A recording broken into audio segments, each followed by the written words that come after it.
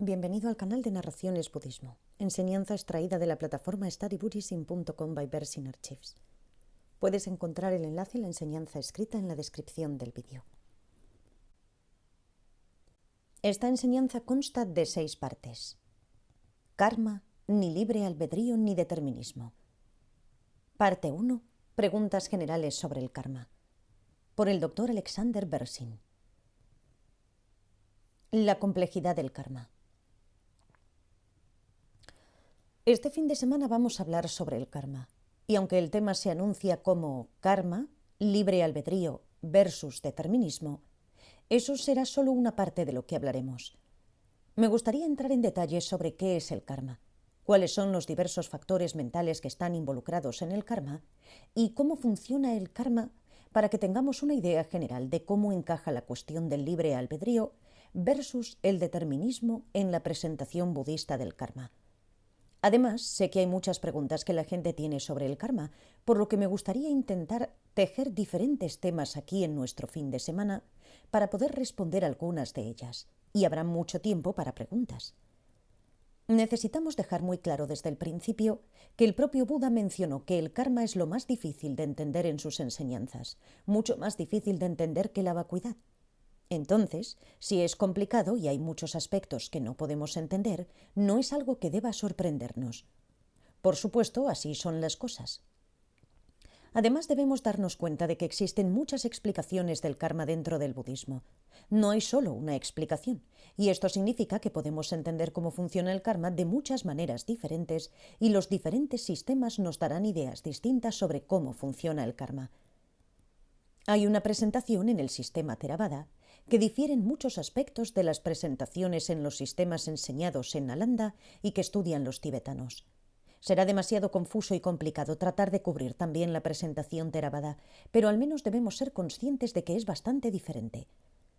Dentro de esas presentaciones que los tibetanos estudian y siguen, está la Vaibhashika, que proviene de Vasubandhu, un maestro indio, en su texto Abhidharmakosha, tesoro de temas especiales de conocimiento. Sin embargo, en sus comentarios a menudo la criticaba y defendía la posición sautrántica. En otros textos que escribió, dio la explicación Chittamatra. Este es un buen ejemplo de cómo un maestro puede explicar diferentes sistemas durante su vida, aunque es difícil saber qué sistema aceptó él mismo. Además de los textos de Vasubandhu, los tibetanos estudian los textos de Asanga. Uno de ellos es Abhidharma Samuccaya, antología de temas especiales de conocimiento. Pero Asanga también escribió varios otros, y los tibetanos toman material de todos sus textos. Asanga presenta el karma desde el punto de vista Chittamatra. Muchos de sus puntos se basan en lo que el Sautrantika afirmó antes de Asanga, pero los modificó para que se acoplaran a las otras afirmaciones de Chittamatra. La presentación madhyamaka del karma es anterior tanto a Vasubandhu como a Asanga, y presenta las características básicas que Vasubandhu desarrolló más tarde en su presentación de la versión Vaibhashika. La versión madhyamaka fue escrita por Nagarjuna y presenta el karma dentro del contexto de las otras afirmaciones madhyamaka. Para aquellos de nosotros que estamos familiarizados con estos diferentes sistemas de principios, eso tiene algo de sentido. Para aquellos de nosotros que no, entonces realmente no importa, así que no se preocupen. Lo que pasa es que existen varios sistemas distintos para explicar el karma y podemos obtener conocimientos de todos ellos.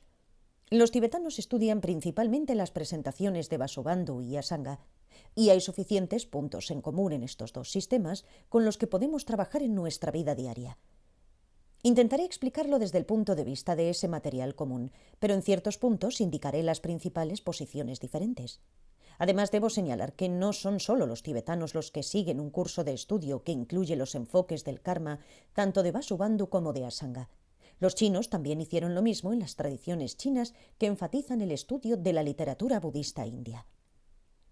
Así que, ¿qué es el karma? El karma tiene básicamente 2 variedades.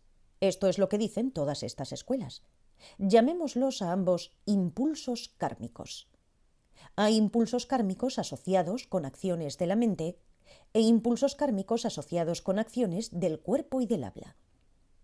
Los impulsos kármicos asociados con las acciones de la mente son el factor mental de un impulso, sempa.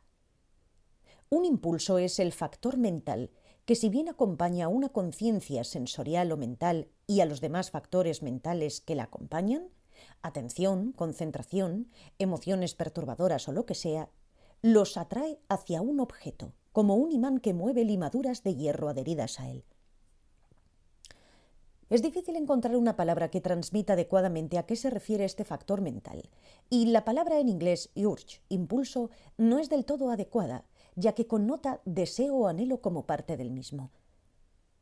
Este factor mental va acompañado de un deseo por un objeto, pero no incluye ese deseo. Es mejor pensar en este factor mental de impulso como una conciencia propulsora. Mientras se da cuenta de un objeto, impulsa a la conciencia y a los factores mentales que lo acompañan. Sin embargo, no se trata de que el impulso surja primero, luego conozca algún objeto y luego mueva a la conciencia y otros factores mentales hacia él. El impulso, esta conciencia propulsora, surge simultáneamente con el objeto y con la conciencia y otros factores mentales que mueve. Debido a que es un factor mental, la conciencia propulsora se diferencia del viento de energía o el lung, que es el componente físico que desempeña esta misma función de mover a la conciencia y a los factores mentales hacia un objeto. No todos los impulsos son kármicos. Por ejemplo, aquellos que atraen a una conciencia sensorial para conocer un objeto sensorial o a una conciencia mental para conocer un objeto de divagación mental no son kármicos.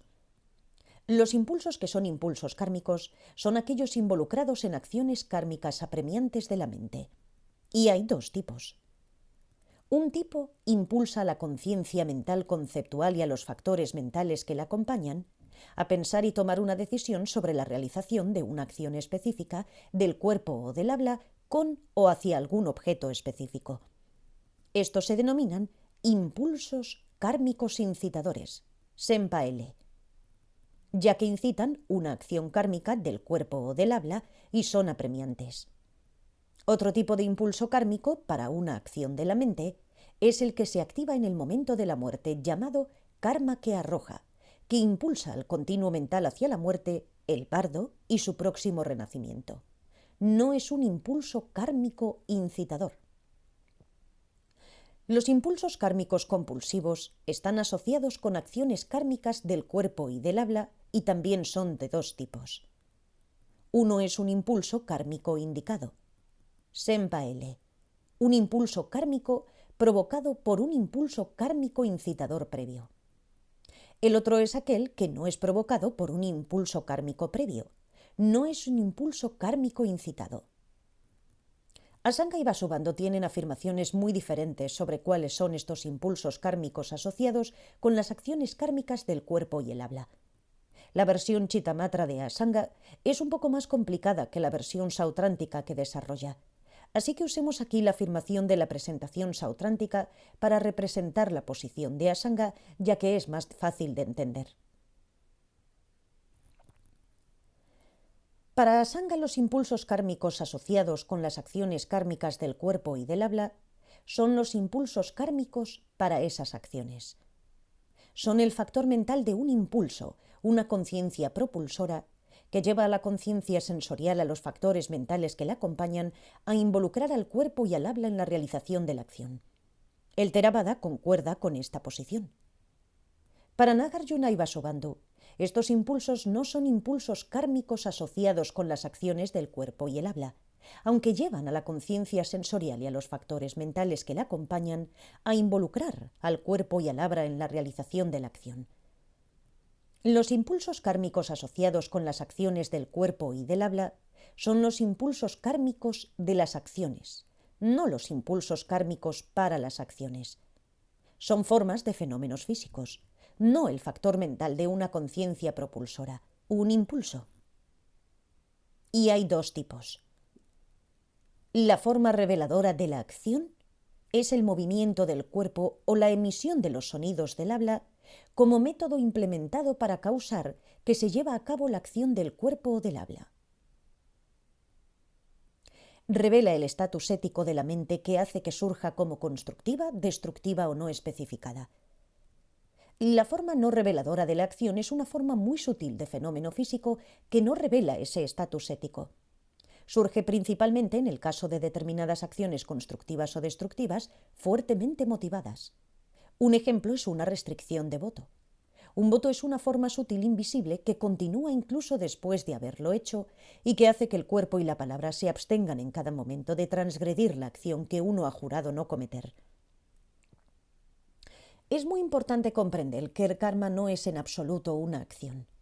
Es el factor mental que conduce una acción, o es el movimiento del cuerpo o la emisión del habla como método implementado para provocar que se lleve a cabo una acción. Traducir la palabra karma como acción entonces es muy engañoso. Los tibetanos lo tradujeron con la palabra le, que es la palabra coloquial para acción, por lo que cuando los tibetanos lo traducen al inglés, llaman al karma acción, y los traductores occidentales siguen su ejemplo. Pero si el karma fuera simplemente acciones, entonces, para deshacer del karma, lo único que tendríamos que hacer es dejar de hacer cualquier cosa, y eso no tiene sentido. La palabra sánscrita karma deriva del verbo kr, hacer, pero no es tanto la acción, es lo que hace que la acción tenga lugar. Además, la traducción habitual en inglés de las palabras sánscritas y tibetanas para impulso, sempa, como volición, y luego llamar a las acciones kármicas acciones volitivas, también es engañosa. Volición implica un acto de voluntad, y por lo tanto se acerca más al término sánscrito y tibetano que traduzco como la palabra intención, dunpa. Un impulso y una intención son dos factores mentales bastante distintos, aunque siempre se acompañan uno al otro. Intención. Asanga define la intención como el deseo de ser el agente en conexión con tal o cual acción con respecto a un objeto deseado. Cumple la función de brindar el apoyo que requiere emprender la acción con perseverancia.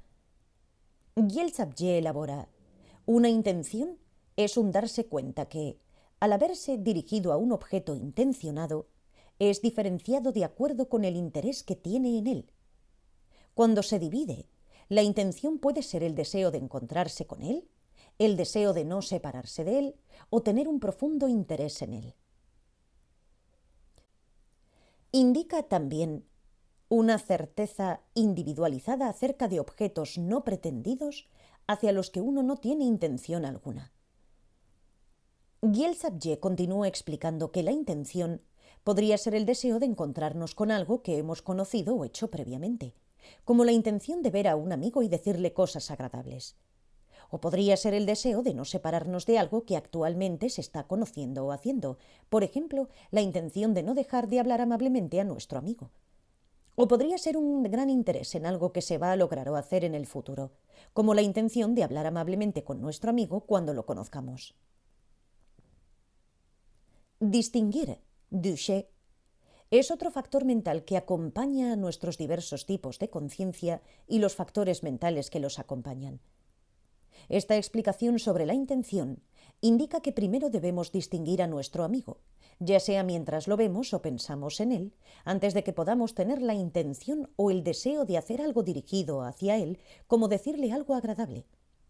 Otro punto es que una distinción y una intención de hacer algo no solo preceden a hacerlo, sino que también acompañan a hacerlo.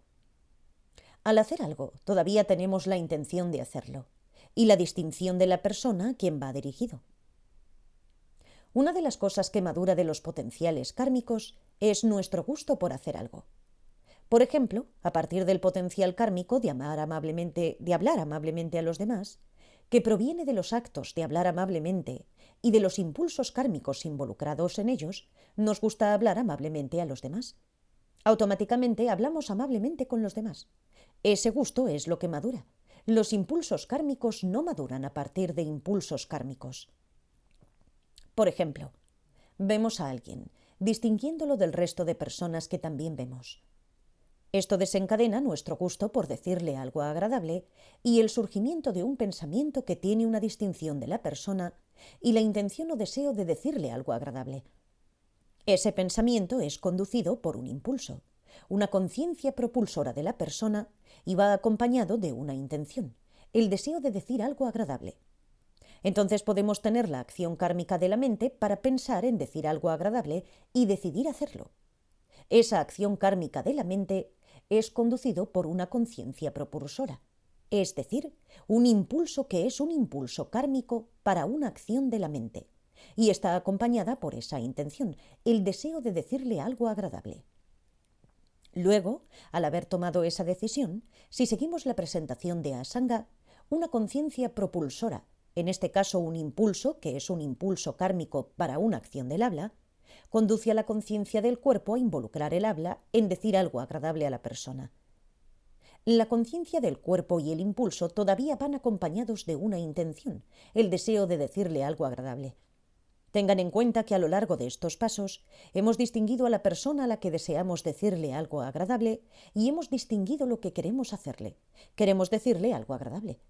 También podemos tener un impulso propulsor separado, en este caso no kármico, que lleva a la conciencia ocular a mirar a la persona. Vasubandhu define la intención simplemente como el deseo de hacer algo, y Janiputra Yashomitra lo elabora como el deseo de un fenómeno intencionado. Según Vasubandhu, hay una intención en cada momento de cognición. No estipula, como lo hace Asanga, que la intención tenga que ser decisiva y que tenga que tratarse de hacer algo constructivo. Asanga lo estipula así, ya que analiza especialmente los factores mentales involucrados en la meditación. Vasubandhu amplía la discusión sobre los factores mentales para incluir acciones destructivas, constructivas y no especificadas. En cada momento hay un impulso propulsor, una intención y una distinción. Esto nos da una imagen completamente diferente de lo que significa cuando en Occidente hablamos de ciertas ocasiones que son intencionales y ciertas acciones que no son intencionales. Digamos que conducimos nuestro coche y atropellamos a alguien. Bueno, no teníamos intención de golpear a la persona, pero sí teníamos la intención de conducir el auto y llegar al destino deseado de manera segura. La conciencia corporal que involucró a nuestro cuerpo en la conducción del automóvil está propulsada por un impulso, aunque según Vasubandhu ese impulso propulsor no era un impulso kármico. El impulso kármico en esta acción de conducir el automóvil fue el movimiento de las manos y los pies como método implementado para provocar que se llevara a cabo la conducción y requería distinguir lo que estábamos haciendo. Golpear a la persona y matarla mientras conducíamos nuestro automóvil no era el resultado que pretendíamos que ocurriera al conducir y no fue un acto intencional de matar a alguien. Nuestra conducción del coche propició la circunstancia de que la persona fuera atropellada y muriera. Conducir el coche fue una acción kármica acompañada de la intención de conducir nuestro coche. No fue la acción kármica de matar a alguien con la intención de matarla. Estas distinciones son muy delicadas y precisas. Es importante hacerlas cuando se habla del karma. Perdemos estas distinciones cuando traducimos y entendemos el karma como acciones y los impulsos propulsores como volición. Traducir así genera mucha confusión y malentendidos. Ese es siempre el problema a la hora de entender este material. Simplemente nos guiamos por las palabras que los traductores anteriores han elegido y no conocemos las definiciones. Por eso, creemos que estos términos de traducción significan lo que significan en nuestros propios idiomas y no es así. El problema realmente es que no tenemos términos en nuestros idiomas que correspondan exactamente a los términos sánscritos o tibetanos y a veces incluso los términos tibetanos no corresponden exactamente en significado a los términos sánscritos originales que están traduciendo. La diferencia entre una intención y un impulso. Pregunta: ¿podrías explicar una vez más el orden entre la intención y el impulso? ¿Qué está pasando ahí? ¿Existe algún espacio en algún momento en el que podamos tomar decisiones? Bueno, déjame explicarte. En primer lugar, sobre la base de nuestro gusto inconsciente por hacer algo lo desencadena y tenemos el pensamiento de hacerlo con la intención o el deseo de hacerlo. Deseamos hacer algo que nos gusta y automáticamente nos sentimos atraídos a hacerlo. Queremos repetir lo que hicimos en el pasado, o queremos continuar y no detener lo que estamos haciendo ahora, o queremos hacer algo en el futuro. Esto es solo un pensamiento. Lo llamaríamos «tengo ganas de hacer eso». No es una línea de pensamiento, y por tanto el impulso que atrae a la conciencia mental hacia este pensamiento no es un impulso kármico. Pero podríamos detenernos aquí y no seguir pensando en actuar según este pensamiento. Pero si no nos detenemos ahí, entonces podríamos pensar en hacerlo y tomar la decisión de hacerlo. Esa línea de pensamiento es una acción kármica de la mente. Es propulsado por un impulso, que es un impulso kármico de la mente, y va acompañada de la intención o deseo de hacer algo. El simple hecho de tener la intención o el deseo de hacer algo no significa que hayamos decidido hacerlo. Podríamos detener la línea de pensamiento antes de tomar una decisión, e incluso podríamos decidir no hacer lo que deseamos hacer. Pero incluso si decidimos hacerlo, podríamos quedarnos ahí y no hacerlo. Entonces, hay espacios entre cuando simplemente tenemos ganas de hacer algo y pensamos en hacerlo, entre cuando empezamos a pensar en hacerlo y decidimos hacerlo, y entre haber decidido hacerlo y realmente hacerlo. Incluso cuando en realidad estamos haciendo algo, tomemos el ejemplo neutro de ir al refrigerador a comer algo, hay pasos en el acto. Necesitamos caminar hasta el frigorífico, abrir la puerta, meter la mano y tomar algo. Podríamos parar en cualquier momento. Incluso si sacamos algo de la nevera, podríamos decidir guardarlo de nuevo y no comerlo. Hay tantos espacios en los que podemos decidir no ir más allá. Pregunta: ¿cómo es con algunas cosas, como por ejemplo las ganas de ir a la cama? Bien, primero sentimos sueño. Notamos que tenemos sueño. Entonces llega cierta información y eso desencadena la idea de irnos a la cama. Tenemos ganas de irnos a la cama. Tenemos interés en irnos a la cama y deseamos hacerlo. Esa es la intención. Y entonces hay un impulso propulsor, un impulso kármico de la mente que conduce a la mente a pensar en ir a la cama y decide: me voy a la cama ahora. Entonces tomamos la decisión: ahora me voy a la cama. Luego hay un impulso propulsor que conduce a la mente a involucrar al cuerpo en la acción de acostarse, y ese es un impulso kármico para una acción del cuerpo. Pregunta: pero lo que estás diciendo es que podría haber otra intención, que en realidad no quiero irme a la cama. Quiero quedarme despierto y meditar toda la noche. Bien, entonces esto es interesante, entonces surge otra intención, un deseo de quedarnos despiertos toda la noche y meditar. Ahora bien, debido a que nos gusta tanto irnos a la cama como quedarnos despiertos y meditar, surgen dos pensamientos contradictorios. Luego, en la línea de pensamiento sobre qué hacer y tomar una decisión, está el factor mental del titubeo indeciso, Tetsom. ¿Qué debo hacer? ¿Esto o aquello? El resultado de ese acto kármico de la mente es que llegamos a una decisión. Al tomar una decisión, nuestra línea de pensamientos va acompañada del factor mental del darse cuenta que discrimina, Sherab, que discrimina entre lo que voy a hacer y lo que no voy a hacer. El factor mental de la convicción firme, Muepa, añade decisión a ello. El impulso kármico de un impulso es lo que propulsa toda esta línea de pensamiento.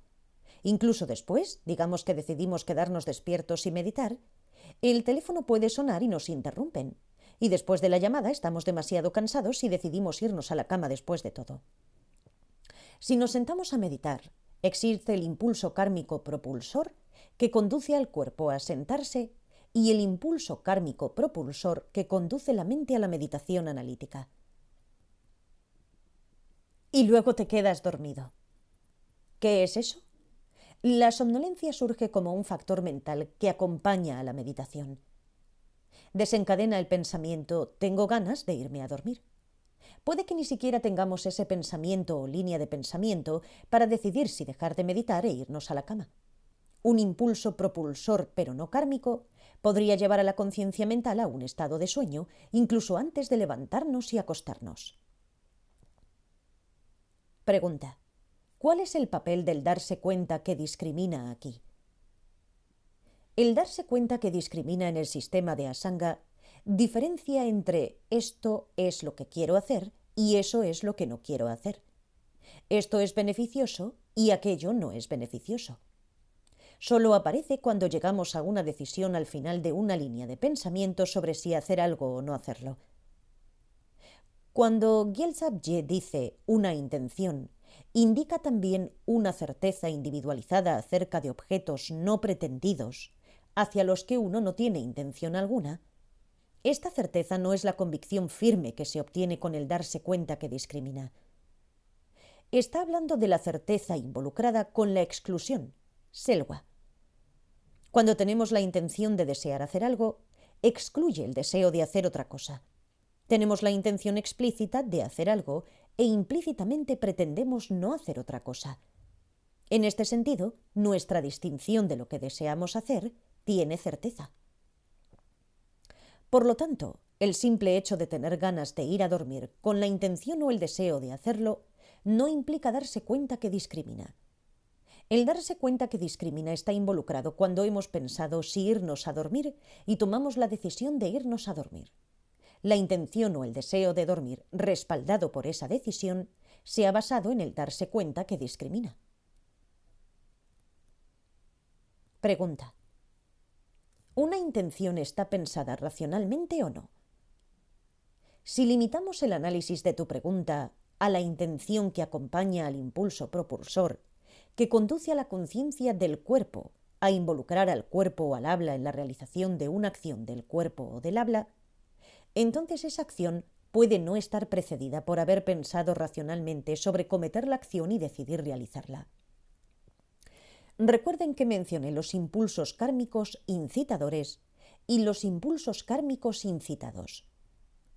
Los impulsos kármicos incitados son impulsos propulsores para acciones kármicas del cuerpo o del habla que están precedidos por unos impulsos kármicos incitadores, que son las acciones kármicas propulsoras de la mente para pensar y decidir cometer esa acción. Entonces, esto lleva a toda la discusión sobre las acciones que realizamos sin haberlas deliberado antes y aquellas que hemos deliberado antes, y cuáles son los resultados de cada una de ellas. Ya sea que una acción del cuerpo o del habla haya sido deliberada antes, aún hay una intención, un deseo de realizar esa acción para lograr un objetivo específico que acompaña a la acción. No confundamos esta cuestión de pensar y decidir hacer o decir algo con la cuestión de que la acción que decidimos hacer provoque un resultado no deseado en el que no pensamos y decidimos que eso es lo que queríamos que resultara.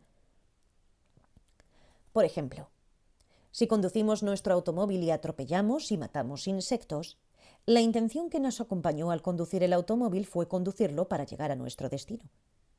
Nuestra intención no era conducirlo para matar insectos. Puede que hayamos deliberado o no de antemano si conducir nuestro coche para llegar a nuestro destino o tomar el autobús y decidimos conducir. En cualquier caso, nuestra intención al conducir era la misma, llegar a nuestro destino. Al conducir el coche, el resultado fue el esperado, llegamos a nuestro destino. Un resultado secundario e involuntario fue que matamos insectos en el camino. Dado que nuestra intención al conducir no era el deseo de matar insectos, no habría surgido la cuestión de si matar o no insectos en el camino con nuestro automóvil. Hipotéticamente podríamos haber tenido en cuenta que al conducir nuestro coche, inevitablemente atropellaríamos hormigas en el camino y aún así decidimos conducir de todos modos. Pero incluso en ese caso, nuestra intención al conducir no habría sido la de atropellar y matar hormigas en la carretera. Tanto Asanga como Vasubandhu distinguen los impulsos kármicos sobre los cuales existe certeza de cuándo madurarán los potenciales kármicos que dejan y los impulsos kármicos sobre los cuales no existe tal certeza. Uno de los criterios para distinguir los dos tipos es si han sido deliberados previamente.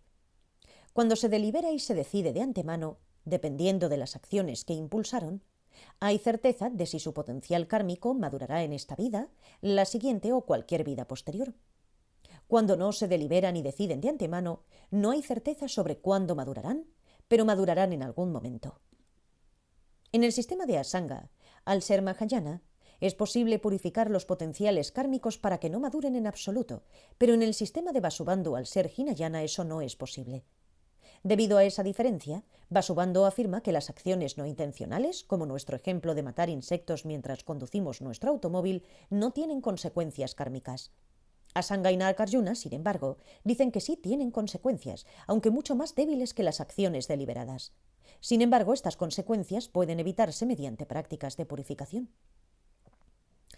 Estos son temas que espero abordar este fin de semana. Estos son sistemas bastante complejos, pero una vez que tenemos la idea, en realidad no es tan difícil entender los principios generales de lo que implica el karma. Sin embargo, hay que ser bastante precisos acerca de los factores mentales y los pasos involucrados. Pregunta de un participante. Ya, pero a veces el proceso puede ser bastante inconsciente. Hacemos algo sin pensar en hacerlo, por ejemplo. Puede haber algunas galletas en la mesa y pensamos que no vamos a tomar una, pero la tomamos de todos modos. Bien, aquí debemos diferenciar entre el impulso propulsor, que es el impulso kármico para que la acción de la mente piense y decida no comer la galleta, y el impulso propulsor, que es el impulso kármico para la acción del cuerpo de tomar y comer la galleta. Cada uno de estos impulsos kármicos es un motivador. Un motivador es algo que hace que surja algo más. Los impulsos motivadores van acompañados de alguna emoción constructiva o destructiva. El motivador causal de pensar en no comer la galleta podría haber sido no ser codicioso, pero el motivador contemporáneo de tomarla y comerla podría haber sido la codicia. Así es como suceden cosas como tu ejemplo. Nuestra codicia pesó más que nuestro no ser codiciosos. Asanga ofrece una larga lista de diferentes tipos de motivadores de nuestras acciones. Tomar la galleta no tiene por qué estar motivado necesariamente por la codicia o el deseo por la galleta. Puede surgir simplemente de un fuerte hábito. No tenemos hambre, realmente no pensamos en comer la galleta o ni siquiera queremos comerla, pero simplemente por costumbre nos la metemos en la boca. Ahora podrían preguntarse, ¿dónde entra el yo que tomó la decisión de comerse la galleta? Me estoy adelantando a nuestra discusión, pero también podríamos traerlo aquí como parte de nuestra discusión introductoria. Tenemos que recordar que no existe un yo independiente separado de lo que elegimos hacer. Pensamos, soy independiente de todo esto, y por eso voy a elegir comerme la galleta o no. Esa es una visión completamente falsa del yo, como totalmente independiente de los agregados, el cuerpo, la conciencia, los factores mentales, etc. El yo es lo que es, un fenómeno de imputación que existe y solo puede ser conocido a partir de todos los componentes de lo que pensamos, decimos o hacemos. Desde un punto de vista experiencial, se experimenta como yo tomé la decisión, pero no es que haya un yo separado de todo el sistema involucrado en la toma de las decisiones. La decisión ha ocurrido y ha surgido sobre la base de muchos factores. Podemos adentrarnos en toda la discusión budista sobre la causalidad. Un tipo de causa para que algo suceda se llama causa que actúa, Yegyu. Todo lo demás que realmente sucede es la causa que actúa de lo que sucede, ya sea directa o indirectamente. Todo está interconectado con el universo. Toda la historia, el desarrollo de este universo, etc., son responsables de que la galleta esté sobre la mesa y del impulso propulsor que nos conduce a tomarla y comerla. Todo está involucrado en el proceso de causalidad. Un participante comenta, muy bien, entonces no es culpa nuestra. Esto lleva a otro punto, que nuevamente hay un yo independiente y separado de todo el sistema que tiene la culpa. Toda esta cuestión de quién toma decisiones y si existe libre albedrío o determinación debe entenderse en términos de la explicación budista de cómo existe el yo. Todas las falacias surgen de pensar que hay un yo independiente de todo el sistema de lo que está sucediendo. Entonces uno realmente tiene que entender la relación entre el yo y los agregados. El yo es parte de los agregados, no está separado de ellos y sí cometemos acciones. No es que no las cometa nadie o las haga alguien más. El karma es muy complicado y difícil de entender más que la vacuidad, porque la vacuidad, especialmente la vacuidad del yo, es solo una pequeña parte que tenemos que entender para poder entender el karma. Pregunta. Con respecto a ciertas acciones que hacemos en nuestra vida, tenemos la intención de que algo suceda, por lo que cometemos una acción con la que esperamos lograr ese objetivo, pero no logra ese objetivo en absoluto. ¿Qué es esto? Esto se analiza muy a fondo en la presentación budista del karma. En el sistema de Asanga, un impulso propulsor, que es un impulso kármico, conduce a la conciencia y a los factores mentales que la acompañan a cometer una acción. La acción se llama camino del impulso kármico. Y el impulso kármico que la conduce no se considera parte de su propio camino. El camino incluye una base, a quién o hacia quién se dirige la acción, una distinción de esa base, una intención, alguna emoción, un método implementado para hacer que la acción ocurra y el logro de un resultado o final. El método implementado para provocar que se lleve a cabo la acción debe iniciarse y debe lograr el resultado previo. Podemos iniciar una acción, pero es posible que no consiga como resultado el objetivo previsto. Disparamos a alguien con la intención o el deseo de matarlo y podemos fallar a golpearlo en el brazo y que no muera. El acto de disparar el arma ha alcanzado su resultado. Pero ese resultado es herir a alguien, que no es lo que pretendíamos que sucediera cuando apretamos el gatillo. No hemos cometido la acción de matar a alguien, aunque esa era nuestra intención. Hemos cometido el acto de herir a alguien. Habrá dos potenciales kármicos separados que se habrán construido y madurarán en diferentes resultados kármicos. Uno es del potencial kármico de haber pensado matar a alguien y decidir hacerlo. El otro es por haber herido a alguien. Tenemos que empezar a analizar con mucha más precisión lo que está pasando. No es el caso que iniciemos una acción y siempre llegue a la conclusión que pretendíamos en absoluto. Hablaremos de esto el fin de semana, pero todos los diferentes factores en el camino kármico tienen que estar completos para que ocurra una determinada acción. Cuando algunos de los factores no existen, lo que sucede es que la acción prevista se deconstruye en una acción diferente. En este ejemplo de dispararle a alguien para matarlo, se deconstruye y simplemente hiere a alguien. No hay karma de matar, es cierto, pero existe el karma de pensar en matar y existe el karma de herir a alguien. No es que no haya karma. Estoy usando la palabra karma aquí en un sentido muy vago. Comentario de un participante. Estaba pensando en una película de vaqueros que vi recientemente, en la que había alguien cuyo padre fue asesinado por el malo de la película. Pasó los siguientes 20 años entrenando para ser el mejor tirador de Occidente, hasta que finalmente mató al malo. Entonces, presumiblemente, todo esto también está relacionado.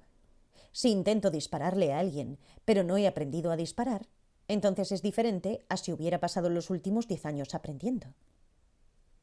Correcto. Como en la película de vaqueros, cuando alguien pasa 10 o 20 años entrenando para ser un buen tirador para poder matar al malo y realmente lo mata, los resultados kármicos de ese asesinato son mucho más pesados que cuando alguien, que sin ningún entrenamiento, simplemente dispara y atina al malo y lo mata, claro. Esto entra en la gran y larga discusión de todos los factores que hacen que la maduración del potencial kármico sea más pesada o más ligera. Cuánto lo planeamos, cuánto esfuerzo le ponemos, afectan, por supuesto, la fuerza de lo que madura. Con el tiempo, cuanto más pensamos en el karma, más y más grande se vuelve nuestra mente, porque tenemos que incorporar muchos factores diferentes. Al final tendremos que incorporarlo todo. Por eso es lo más difícil de entender y por eso solo un Buda puede entenderlo plenamente, porque solo un Buda tiene la omnisciencia de conocerlo todo. Se basa en que un Buda lo sepa todo, siendo omnisciente, y conozca específicamente todos los factores del karma.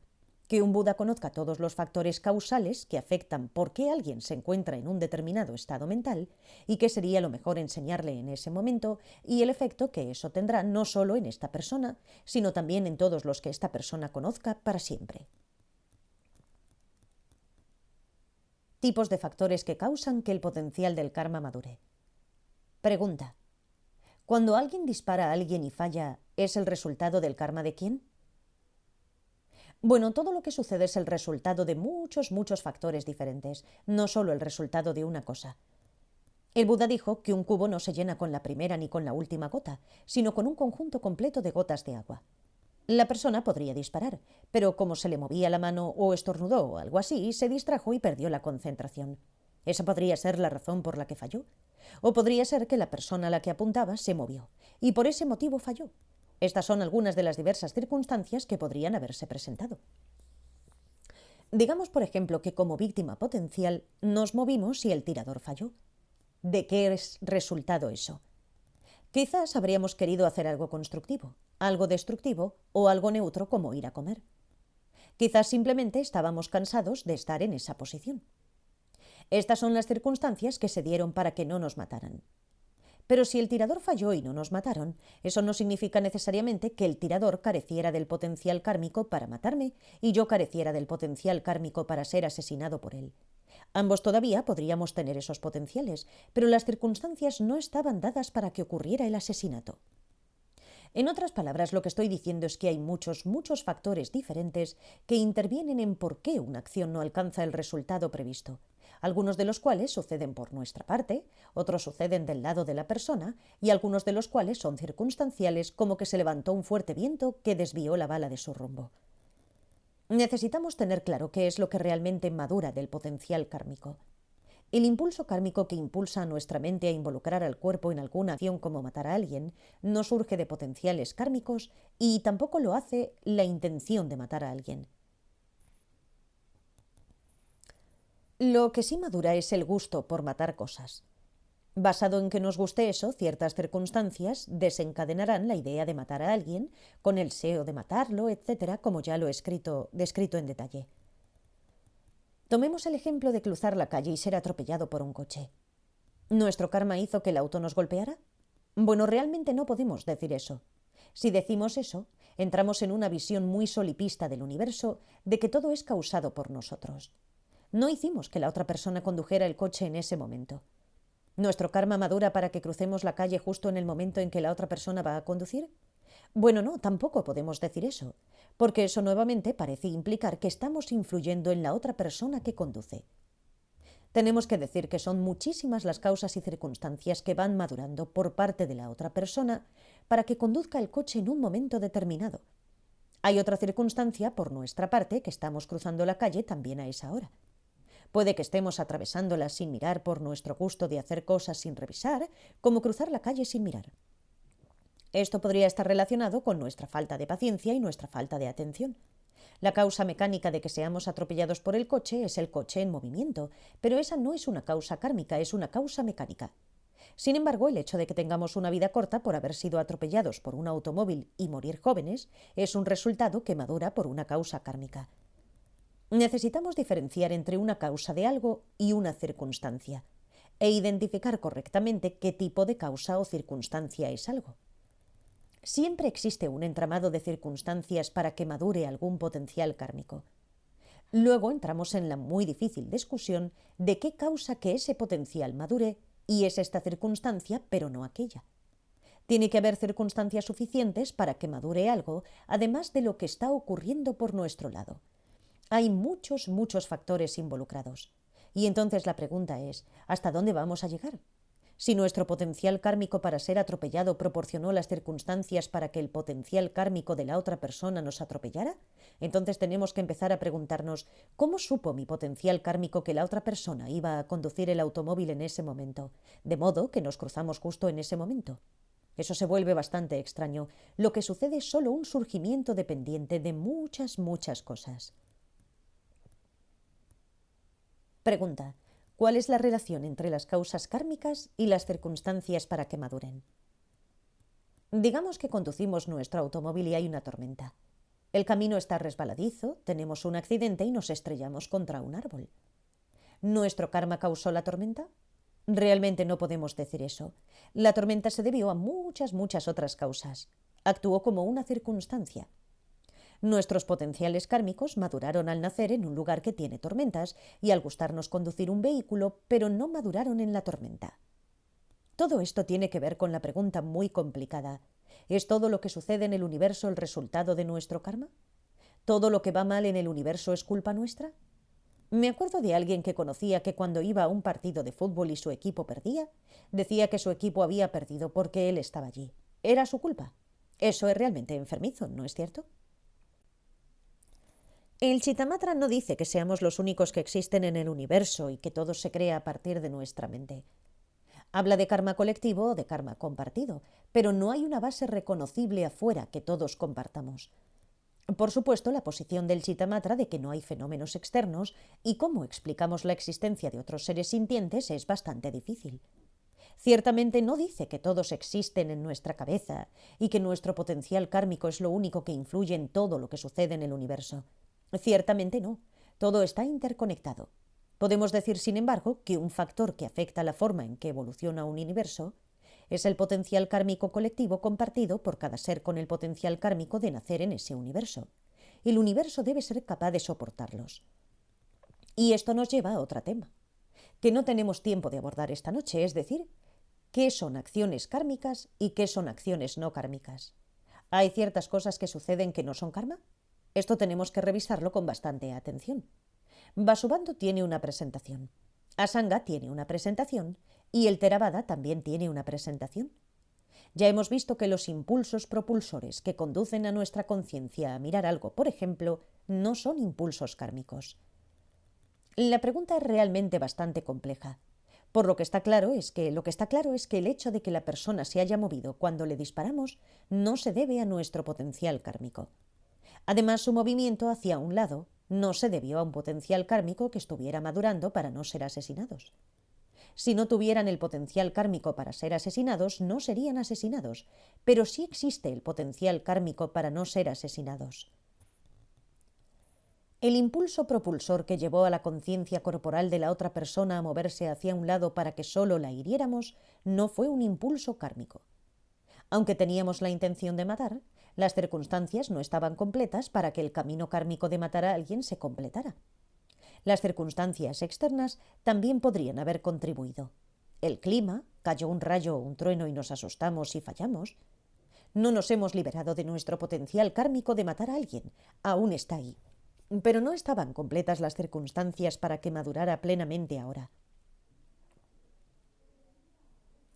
Pregunta: ¿no es tu culpa que no pudiste matar a la persona, así que ahora tienes menos karma con el que lidiar?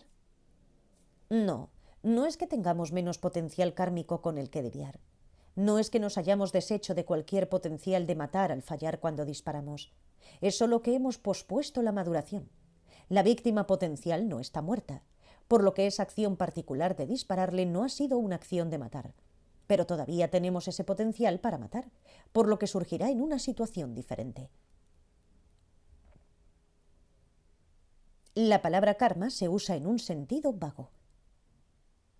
La palabra karma se usa a menudo para referirse a la secuencia completa de componentes involucrados en la causa y el efecto kármico, pero eso no es preciso. En el sistema de Asanga, el karma es el impulso propulsor que conduce a la conciencia y a los factores mentales que la acompañan cuando se dedica a realizar una acción kármica del cuerpo, la palabra o la mente. Luego está la acción kármica real, y se llama el camino del karma. Esa acción en sí misma actúa como una fuerza kármica, ya sea una fuerza kármica positiva o una fuerza kármica negativa. La fuerza kármica positiva suele denominarse mérito. La fuerza kármica negativa a veces se traduce como pecado o algo así. Después de que ha ocurrido el final o el resultado de la acción, la fuerza kármica continúa, pero ahora ha adquirido la naturaleza esencial de un legado kármico. Hay dos tipos de legados kármicos. Hay uno que es la continuación de las fuerzas kármicas positivas y negativas. Tenemos que tener palabras diferentes para estos, por eso los llamo potenciales kármicos, aunque son los mismos términos sánscritos y tibetano que fuerza kármica. Luego están los legados kármicos que generalmente se denominan semillas kármicas, a las que yo llamo tendencia kármica.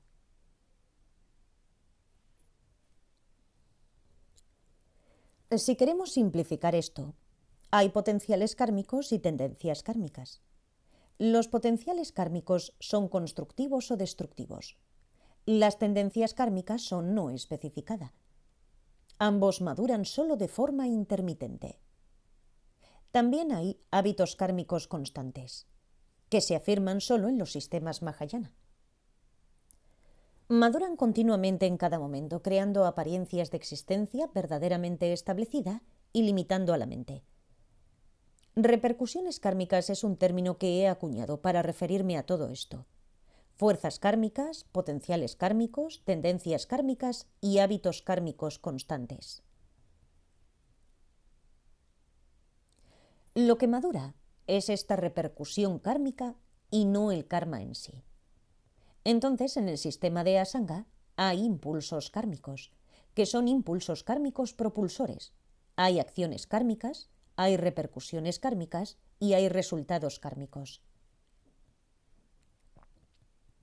Pregunta. Entonces, a veces de manera vaga, ¿puedes usar la palabra karma para ambos? Sí, incluso los textos clásicos sánscritos y tibetanos usan el término karma y sus resultados, por lo que usan la palabra karma de manera muy vaga para cubrir todo el proceso hasta el resultado. Sin embargo, técnicamente eso no es lo que significa el término karma, sino que ese es su uso popular. Cuando hablamos de karma, necesitamos ser conscientes de usar los términos técnicos correctamente y no hacerlo confuso al decir que el karma madura, aunque esa es una forma más fácil de decirlo. Lo que madura son las repercusiones de las acciones provocadas por el karma. Transcripción editada de un seminario en Berlín, Alemania, en julio de 2005. Grabado en febrero de 2024. La segunda parte de este audio es Eventos que aún no acontecen. Puedes encontrarlo en el canal.